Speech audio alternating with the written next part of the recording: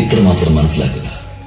പ്രപഞ്ചത്തിലെ യോഗിമാർ, മുനിമാർ, സിദ്ധന്മാർ നിരന്തരം നിർമ്മല ഹൃദയത്തോടെ രാമനെ ധ്യാനിക്കുന്നു.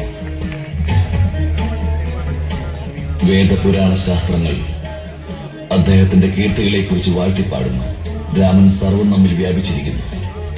സമസ്ത ബ്രഹ്മാണ്ടത്തിന്റെ സ്വാമി, മായാമയൻ ഭഗവാൻ ശ്രീരാമനെ ധ്യാനിക്കുന്നു. അദ്ദേഹം മറ്റാരുമല്ല, പ്രപഞ്ചത്തിന്റെ ദുഃഖം നീക്കുവാനായി മനുഷ്യരൂപിയായി അവതാരമെടുത്തിരിക്കുന്ന ഭഗവാൻ വിഷ്ണു തന്നെയാണ്.